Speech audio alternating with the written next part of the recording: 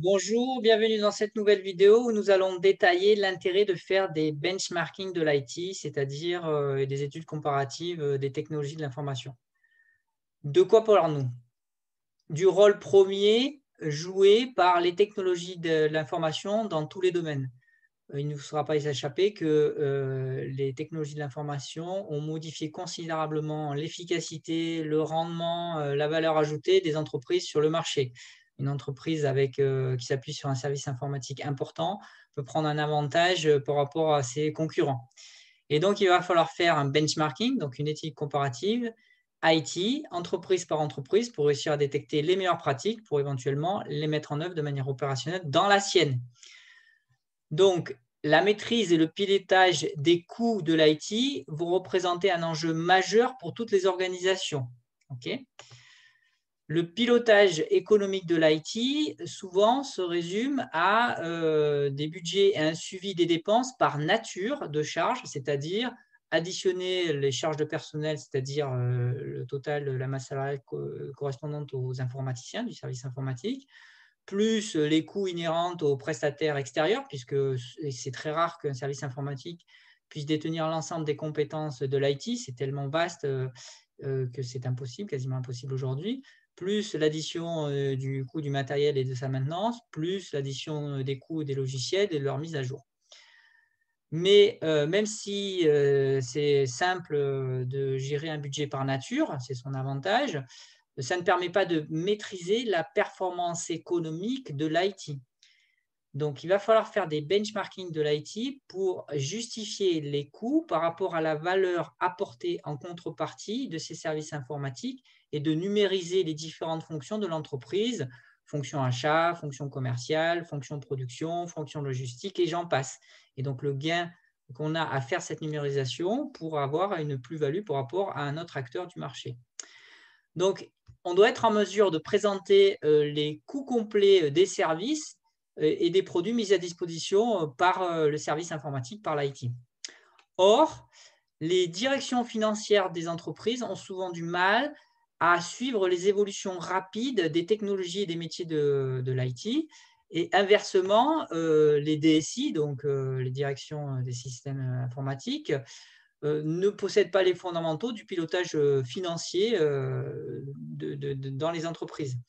Et donc, on va avoir un lien qui va se faire de manière obligatoire entre les directions financières, la DSI, pour réussir à établir un benchmarking et voir donc d'où provient l'efficacité supplémentaire du fait de numériser et d'acquérir de nombreuses technologies informatiques dans une entreprise par rapport à un concurrent. Diapo suivante. Hop. Voilà, on y est.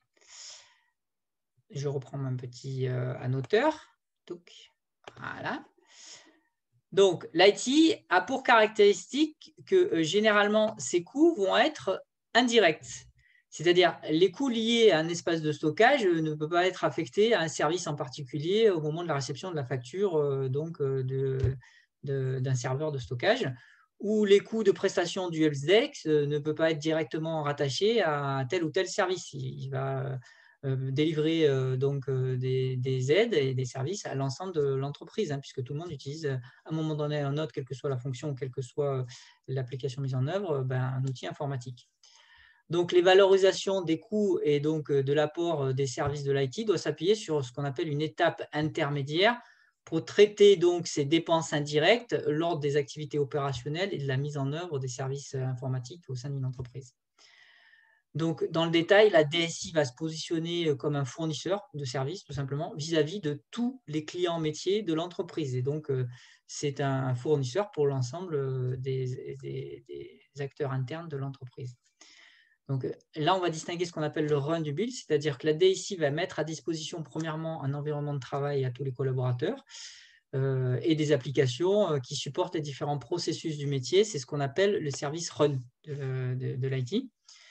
Au-delà de ces services récurrents et quotidiens que tout le monde utilise aujourd'hui, la DSI va fournir aussi des projets à la demande par rapport aux demandes des métiers. Et donc, ça va être l'évolution continue de produits, la mise en place d'un nouveau service et ce qu'on appelle le service build qu'il faut aussi prendre en compte dans la délivrance de la valeur ajoutée délivrée par l'IT.